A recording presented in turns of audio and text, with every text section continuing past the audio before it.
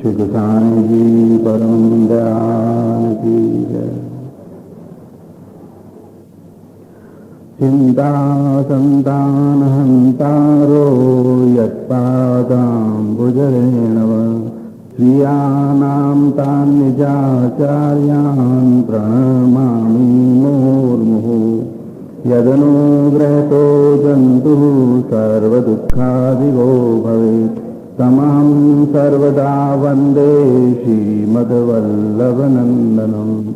अज्ञानतिमिरान्धस्य ज्ञानाञ्जनशलाकया चक्षुरुन्मीलितं येन तस्मै श्रीगुरवे नमः। नमामि हृदयेशेषे लीलाक्षिराभिधानम् लक्ष्मीसहस्रलीलाभिसेव्यमानं कलानिधिम्। चतुर्भिश्च त्रिभिस्तथा षड्भिर्विराजते यवसो पंचदा हृदये नमः। बोलो श्री वल्लभाधीश जी, श्री गोसाई जी परम दयाल की।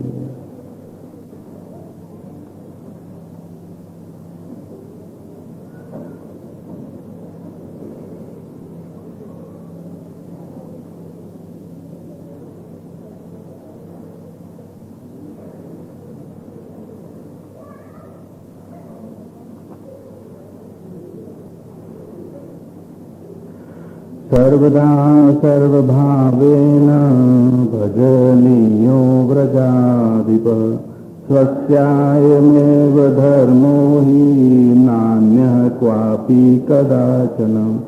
एवं सदा स्मकर्तव्यं स्वयमेव करिष्यति प्रभुः सर्वसमर्थो हि ततो निश्चिन्ततां व्रजेत्।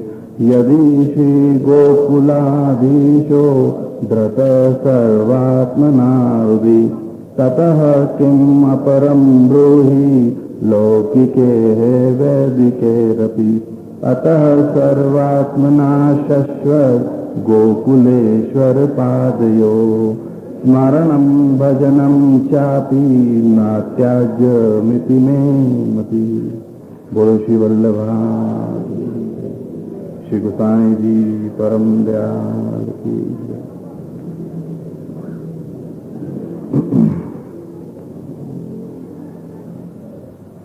भागवत जी में विविध लीलाओं के दर्शन करते हुए हम आगे बढ़ते जा रहे हैं। एक ओर भागवत जी में हम आगे बढ़ते जा रहे हैं और दूसरी ओर चतुश्लोकी के अंदर भी आगे बढ़ते जा रहे हैं। चतुश्लोकी के अंदर दो चतुश्लोकी की हम तुलनात्मक अध्ययन कर रहे हैं। एक श्री वल्लभाचार्य जी कृत चतुश्लोकी और दूसरी वृत्तासुर चतुश्लोकी। कल के प्रकार में वृत्तासुर चतुश्लोकी के पहले श्लोक का हमने दर्शन किया। चार वस्तुएं वृत्तासुर प्रभु से मांग रहे हैं।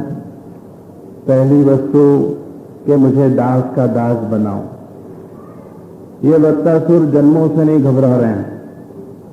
प्रभु ने कह दिया कि यदि मैं चार चीजें नहीं दूं, तुझे मैं अपने गोलोक धाम में नहीं ले जाऊं और तुझे कोई नया जन्म दे दूं तो इतनी सारी मांगे तो कर रहा है। तो वृत्तासुर दो हाथ जोड़ के विनती कर रहे हैं कि मैं जन्मों से डरता नहीं हूं प्रभु, आप मुझे कितने भी जन्म देना चाहो, जितने जन्म दे दो, लेकिन मुझे दासानुदास ही बनाओगे, कोई भगवदीय का दास बनाओगे। दासानुदास बन के वृत्तासुर चाहते हैं कि मैं आपके गुणों का मन में स्मरण करूं, आपके स्वरूप का मैं अपनी वाणी के द्वारा गुणगान करूं और मेरी जो काया है, शरीर है, उसके द्वारा प्रभु मैं दासानुदास बन के आपकी सेवा करूं। दास बनने का अधिकार मुझ में नहीं है क्योंकि मैं असुर योनि में हूं, इसलिए अनधिकार चेष्टा मैं नहीं करूंगा, कोई अनधिकार बात मैं नहीं कर रहा हूं। मैं जो मांग रहा हूं वो इसलिए मांग रहा हूं क्योंकि आपका स्वभाव है कृपा करने का। इसके अलावा आपने मेरे से पहले अनेक लोगों के ऊपर ऐसी कृपा करी है और ऐसे स्वरूप का दान दिया।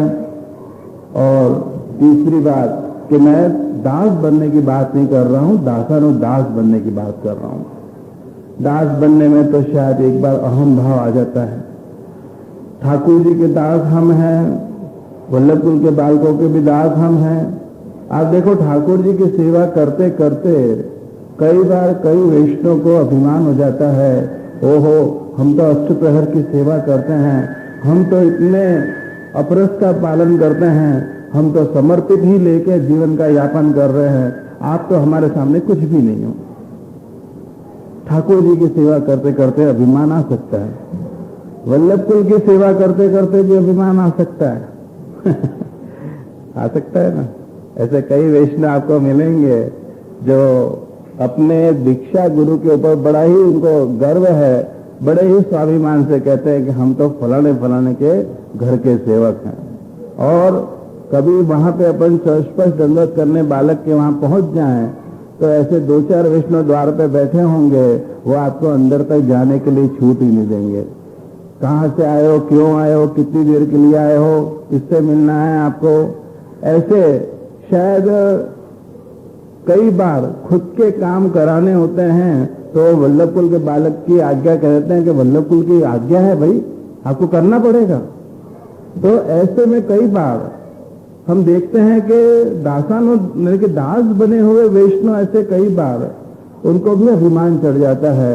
इसलिए यहाँ पे तुष्टि जीव का भाव यहाँ पे प्रकट हो रहा है कि हमें भी ठाकुर जी के सामने यदि कोई चीज की मांग करनी है तो हमें दासानुदास की मांग करनी है, दास बनने की बात छोड़ दो। तो इस तरह से मन के द्वारा स्मरण का अपने भाव देखा कि कलयुग के अंदर मन के द्वारा स्मरण का बहुत ज्यादा महत्व है। आज गिरिराज जी के अपन ने मानसिक परिक्रमा करी तो ये मानसिक परिक्रमा भी आपको एक परिक्रमा का फल मिल गया। गिरिराज जी की परिक्रमा मन से करी, ऐसे आप रोज करो तो वो हमने कल के प्रकार में देखा कि आपको यदि रोज 3 बार परिक्रमा करोगे तो कभी प्रभु अनायास ग्वाल के रूप में, गाय के रूप में, सर्प के रूप में, सिंह के रूप में आपको दर्शन देंगे। आप उनको शायद पहचान नहीं पाओगे, लेकिन आपके ऊपर कृपा दृष्टि करके चले जाएंगे। कब कौन कहां से आ जाएगा कृपा करने के लिए इसका आपको अंदाजा नहीं होगा। ये तो ठाकुर जी दिव्य दृष्टि दे और ऐसे स्वरूप को हम पहचान ले तो बात अलग है। तो मन के द्वारा कलयुग में अन्य सारे युगों के बदले कलयुग को ज्यादा अपन महत्व देते हैं। क्यों? क्योंकि कलयुग में आप शरीर के द्वारा सेवा करते हो तो उसका 4 गुना फल, और मन के द्वारा जो भी आप स्मरण करते हो उसका 4 गुना फल अन्य युगों के मुकाबले अपने को मिलता है। वाणी के द्वारा गुणगान करना और कृतियों के द्वारा प्रभु मैं आपकी सेवा करूं ऐसी मांग ये वृत्तासुर कर रहे हैं। उसके बाद हमने दूसरे श्लोक का दर्शन किया। दूसरे श्लोक के अंदर हमने प्रवेश किया और उसके अंदर हमने देखा कर्तव्य की बात श्री महाप्रभु जी यहाँ कर रहे हैं। श्री महाप्रभु जी दूसरे श्लोक में अर्थ पुरुषार्थ की बात कर रहे हैं। अर्थो हरि रेव ही, अर्थो हरि ही एव ही, यो भी कह सकते हैं कि हमारे लिए अर्थ जो है वो भगवान है। वो कैसे हैं भगवान? जिनकी आप लीला के अभी दर्शन कर रहे हो है, वो हमारे लिए सबसे बड़े धन के रूप में है। सबसे बड़ी संपत्ति यदि कोई एक वैष्णव के जीवन में है तो वो सबसे बड़ी संपत्ति साक्षात ठाकुर जी है। लौकिक संपत्ति के पीछे एक जीव भाग रहा है, लाखों करोड़ों रुपए पैदा करने में लगा हुआ है, लेकिन लाखों करोड़ों रुपए पैदा करके करेगा क्या? आप देख लो, आपकी जो आयुष्य मिली है आपको प्रभु के द्वारा, आप उसमें से काफी समय लाखों रुपए इकट्ठे करने के लिए आप अपने समय व्यतीत कर देते हो। कोई करोड़पति बनने की उस स्थान तक पहुंच भी जाता है, कोई नहीं भी पहुंच पाता है। जब तक नहीं पहुंचता है तो वो जिंदगी भर वो वहां तक पहुंचने के लिए सतत प्रयत्नशील रहता है। शायद एक जिंदगी भी एक जीव के लिए कम पड़ जाएगी इतने लाखों रुपए कमाने के लिए। समझो कोई एक विरला व्यक्ति लाखों करोड़ों रुपए कमा लेता है, उस स्थान पे जल्दी पहुंच गया, तब दूसरी स्टेज उसकी आती है और वो है उसकी कीर्ति। आप देखो जितने ज्यादा पैसे वाले लोग हैं जगत के अंदर, वैष्णव अवैष्णव जीव मात्र स्वभावतः दुष्टा, उसके मन में एक भावना है कि पैसा कमा लिया अब कीर्ति कमाओ, मेरी नामना मेरी वाहवाह होनी चाहिए, सर्वत्र मेरा ही मेरा नाम होना चाहिए। तो वो बाकी की सेकंड स्टेज में वो अपनी कीर्ति को कमाने के लिए काफी समय व्यतीत कर देता है, प्रभु के लिए प्रयत्नशील नहीं रहता है। वो सोचता क्या है, कुछ 4 पैसे आ जाएं। गरीब जब होता है तो ये सोचता है कि 4 पैसे आ जाएंगे तो मैं ठाकुर जी के बढ़िया बढ़िया मदद कर पाऊंगा, अभी तो मेरे को द्रव्य का बहुत संकोच है। तो जैसे ही द्रव्य आ गया तो वो उसको दिमाग में आती नहीं है बात, वो और आगे बढ़ता है और कीर्ति कमाने के लिए लग जाता है। खूब कीर्ति कमाया, खूब नाम हो गया सर्वत्र, क्योंकि पैसा है तो स्वाभाविक है कि वो डोनेशन भी अच्छा देगा, डोनेशन अच्छा देगा तो उसको सबसे पहले ही मान देंगे, सबसे आगे आसन बिठाने को देंगे, सबसे पहले कहेंगे हार पहनाओ, सबसे पहले उसको कहेंगे तू ने माइक पकड़ के बोल। सीधी सी बात है, जो ज्यादा दे वो उसको पहले इंपॉर्टेंस देंगे। कीर्ति कमा ली, कीर्ति कमाने के बाद जब बहुत ज्यादा महत्व बढ़ गया तो थर्ड स्टेज आ जाती है, तीसरी स्टेज, और वो है भोग विलासिता। भोग विलास में वो डूबता ही जाता है, भोग विलास में डूबता ही जाता है, और भोग की पूर्ति करने के लिए उसको फिर से द्रव्य चाहिए, तो द्रव्य कमाया, भोग में गया, भोग से निकला द्रव्य में गया, और इसी तरह जिंदगी पूरी हो जाएगी, कभी भी प्रभु अपने को याद नहीं आएंगे। हम हमारे आदि भौतिक जीवन को इतना ज्यादा महत्व न दे दें कि जिसकी वजह से हमारे जीवन में आध्यात्मिक जीवन की जो दृष्टि है या आदि दैविक जो हमारा जो जीवन है उसका महत्व ही खत्म हो जाए। हम इतना सब श्रवण क्यों कर रहे हैं कि जिसके द्वारा हमारा आध्यात्मिक और आदि दैविक जो हमारा जीवन है वो सुरक्षित रहे, उसको पोषण मिलता रहे और उसके द्वारा आप जीवन में आगे बढ़ते जाओ। याद रखें, जीवन के अंदर कई बार ये चीज सुनी होगी आपने, तो ये बात फिर से कहनी पड़ेगी और बार बार में सुननी पड़ेगी कि इतने हम आगे नहीं बढ़ जाएं कि जिससे हमारी पूरी आध्यात्मिक और आदि दैविक जीवन जो है वो डिस्टर्ब हो जाए। अभी 2 दिन पहले मैंने अपने बच्चों के बारे में भी थोड़ा सा कहा था कि बच्चों के ऊपर ध्यान देने के लिए माँ बाप का फर्ज बनता है कि बच्चों पर ध्यान दें। याद रखें कि बच्चों का जीवन भी गढ़ना है ना माँ बाप के हाथ में है। हम हमारे मॉडर्ननेस के नेचर के अंदर या विचारों के अंदर इतने डूब नहीं जाए, नवीनता को इतना नहीं ज्यादा स्वीकार कर ले अतिशय, जो हमारे छोटे छोटे बच्चों के परलोक को वो बिगाड़ दे। आलोक और परलोक को बिगाड़ना और सुधारना, जैसा आप उसको पोषण दोगे उस हिसाब से बच्चे आगे बढ़ेंगे। तो कर्तव्य की बात आई पहले श्लोक के अंदर, अरे दूसरे श्लोक की पहली पंक्ति के अंदर, इसके अंदर 2 कर्तव्य की बात है, एक जीव का कर्तव्य और दूसरा है प्रभु का कर्तव्य। जीव का कर्तव्य हमने पहले ही देख लिया कि उसे भगवत सेवा करनी है, सर्वदा करनी है, सर्वभाव से करनी है और ब्रजाधीप प्रभु की सेवा करनी है। तो हमने कल के प्रकार में देखा कि अन्य सारे आचार्यों ने इतनी सेवा का महत्व नहीं दिया, पर वल्लभाचार्य जी ने सेवा का क्यों ज्यादा महत्व दिया। सभी के जितने जितने संप्रदाय हैं वो सबके सब वेदों पर निर्भर हैं और पुष्टि मार्ग भी वेद विहित है। वेदों से विरुद्ध या उपनिषद से विरुद्ध कोई भी आज्ञा श्री महाप्रभु जी नहीं कर रहे। तो सेवा का महत्व महाप्रभु जी ने बहुत ज्यादा दिया।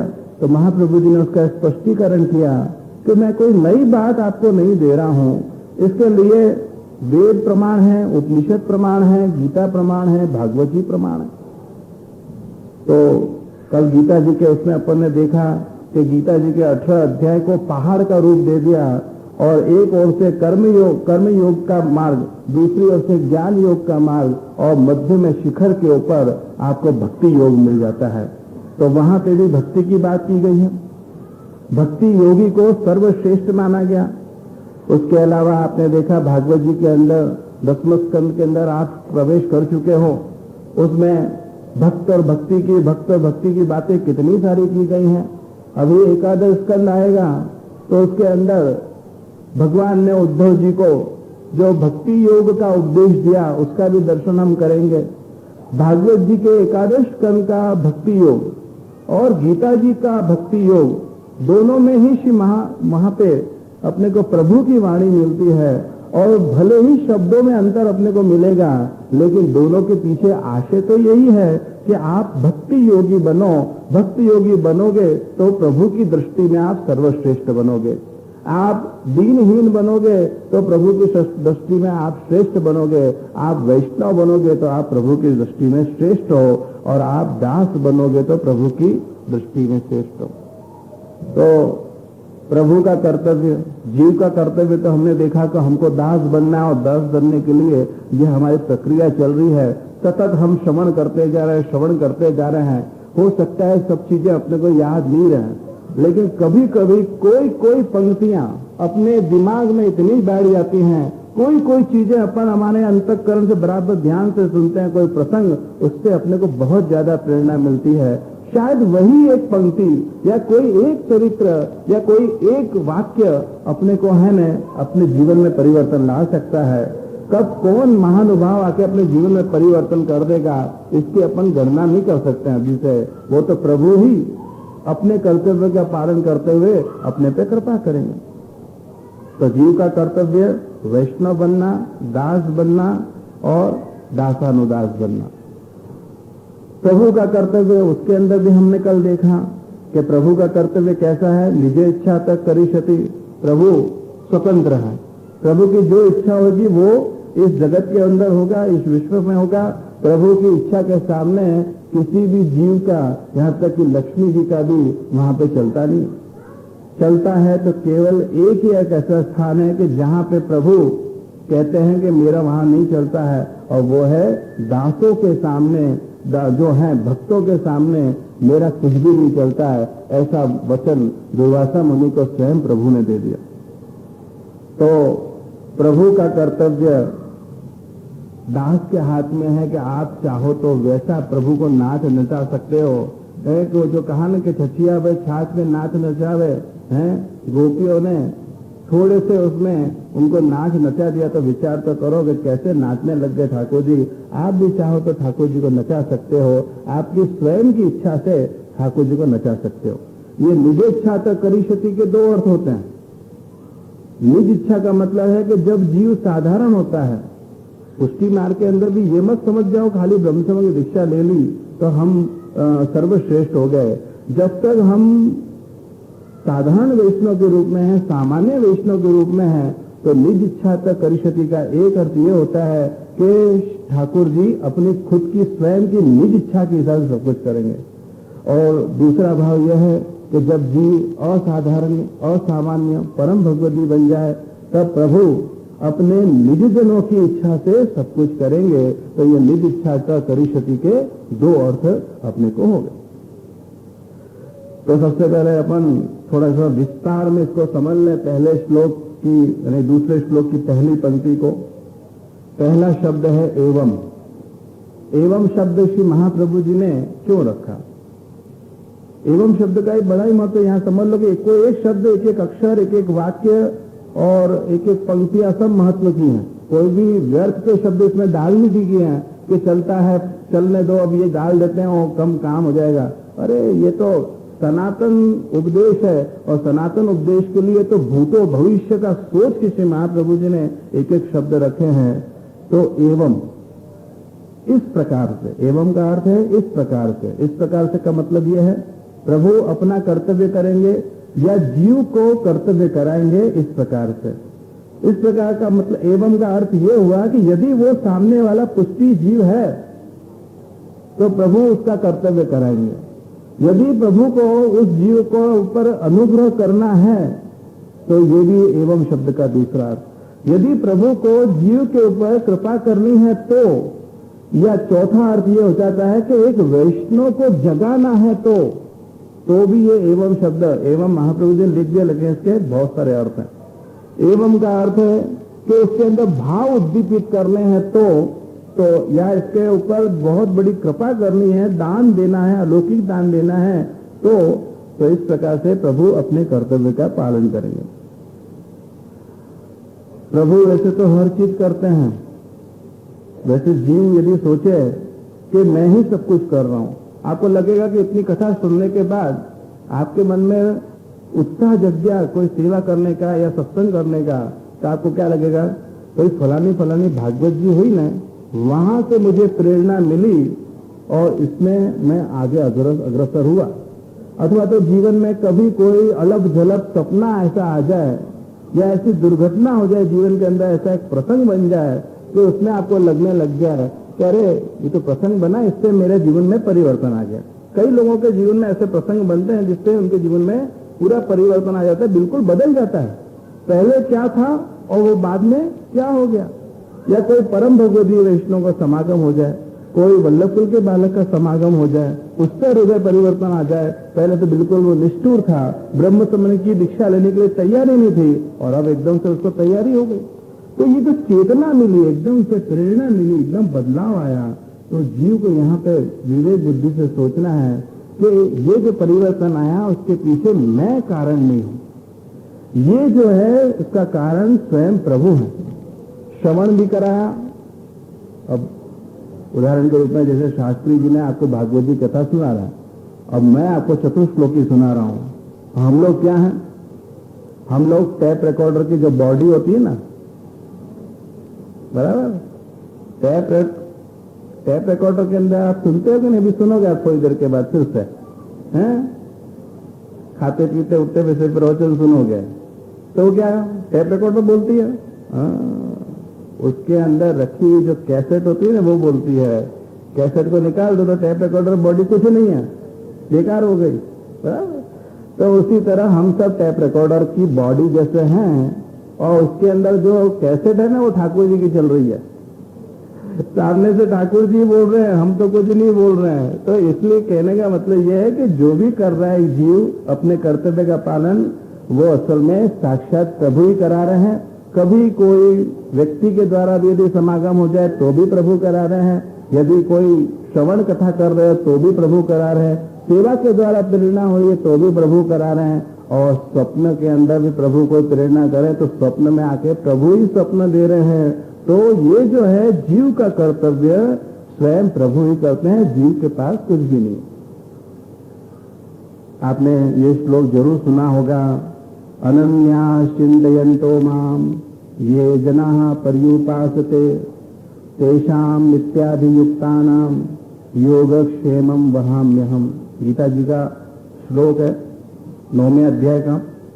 उसमें स्वयं प्रभु ने ये बात कही कि जो भी जीव अनन्य भाव से मेरा चिंतन करता है, जो भी जीव समग्र भावों से मेरी सेवा करता है, और जो भी जीव मेरे से ओतप्रोत रहता है, जुड़ा हुआ रहता है, तो उसके योग और क्षेम उन दोनों की ही प्राप्ति या रक्षा मैं करता हूं, मैं उसका निर्वाह करता हूं। तो योग और क्षेम ये दो चीज क्या है। योग का मतलब है कि जो भी चीजों की प्राप्ति हमको होती है, चाहे सफल अपने प्रयत्न से या बिना प्रयत्न से, जो भी चीज हमको मिलता है योग से, वो योग की प्राप्ति भी स्वयं प्रभु कराते हैं। और क्षेम का मतलब यह है कि जो भी चीज हमको मिल गई है और हमारे पास में सुरक्षित है, तो उसकी रक्षा भी स्वयं प्रभु करते हैं। पर केवल शर्त इतनी है कि आपको अनन्य भाव से प्रभु का चिंतन, अनन्य भाव से प्रभु की सेवा, और हमेशा प्रभु से समग्र भाव से जुड़े रहना पड़ेगा। प्रभु से अलग हुए तो फिर प्रभु अपने योग और क्षेम की जवाबदारी नहीं लेते। तो एवं शब्द से हमने ये समझा कि प्रभु को इस तरह से जीव के ऊपर कृपा करनी है, अनुग्रह करना है, जगाना है, भाव उद्दीपित करना है, पुष्टि जीव है इसीलिए, या भक्ति का दान देना है, इसलिए एवं शब्द का उपयोग यहाँ श्री महाप्रभु जी ने किया। एवं सदा स्म कर्तव्यम। अब ये जो शब्द है सदा, अब यहाँ पे टीकाकारों ने दो शब्द और दिए। पाठ भेद बहुत है इसके अंदर। एक तो महाप्रभु जी ने दिया अपने को एवं सदा स्म कर्तव्यम, एक टीकाकार ने इसका जवाब दिया एवं सताम स्म कर्तव्यम, और तीसरे टीकाकार ने कहा कि एवं सती स्म कर्तव्यम। तो यहाँ पे क्या है, एवं सदा स्म कर्तव्यम। कर्तव्यम का मतलब है कर्तव्य, स्म का मतलब है प्रसिद्ध, है। तो इस तरह से, एवं माने इस तरह से हमेशा जीव का कर्तव्य प्रसिद्ध है, ये एक अर्थ हुआ। अब सताम शब्द लेते हैं सदा की जगह, एवं सताम स्म कर्तव्यम। सताम का मतलब है वैष्णव, पुष्टि जीव, ब्रह्म संबंध से दीक्षित। इस प्रकार से पुष्टि जीव का यह कर्तव्य प्रसिद्ध है। क्या कर्तव्य प्रसिद्ध है? प्रभु अपने कर्तव्य का पालन करेंगे, हमें हमारे कर्तव्य का पालन करना है। और क्यों प्रभु कर्तव्य का पालन करेंगे? क्योंकि प्रभु सर्वसमर्थ हैं, सर्वसत्ता प्रभु की है, सर्व वस्तु प्रभु की है, प्रभु के लिए है, इसलिए सर्व समर्थ प्रभु हैं। और इसलिए एक पुष्टि जीव को सेवा और सत्संग करते करते निश्चिंत रहना। ये सताम शब्द से। अब आ जाओ सती शब्द, एवं सती स्म कर्तव्यम।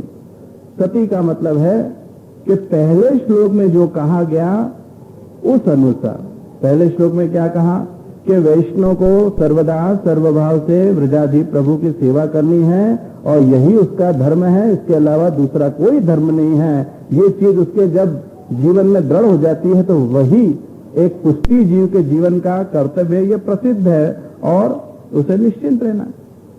अब यहाँ पे टीकाकार ने एक और शब्द की जगह पे दूसरा शब्द दिया है। जैसे अपन बोलते हैं ना कि एवं सदा स्म कर्तव्यम, तो स्म शब्द की जगह स्व शब्द का उपयोग किया है। स्व का मतलब है अपना, स्वयं का।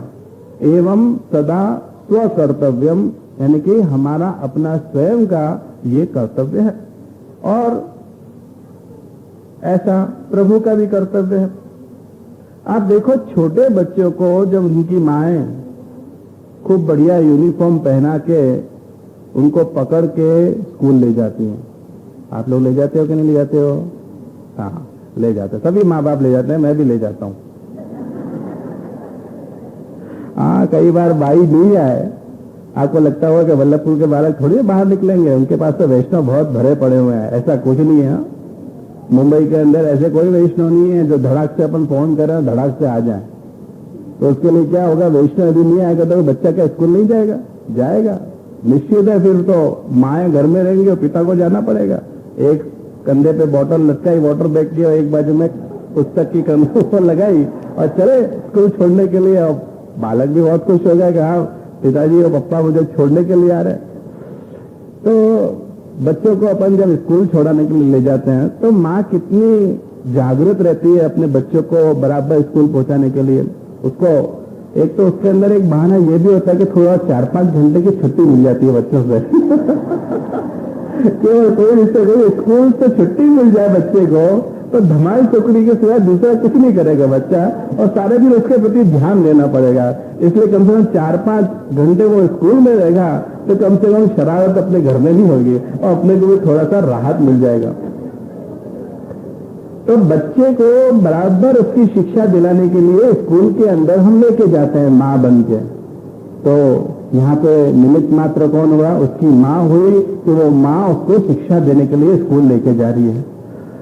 देखो घर के अंदर सारी सेवाएं सासू माँ करती हैं, बराबर। और सासू माँ जब तक है तब तक और शरीर चल रहा है तब तक मुख्य सेवा वही करेंगे।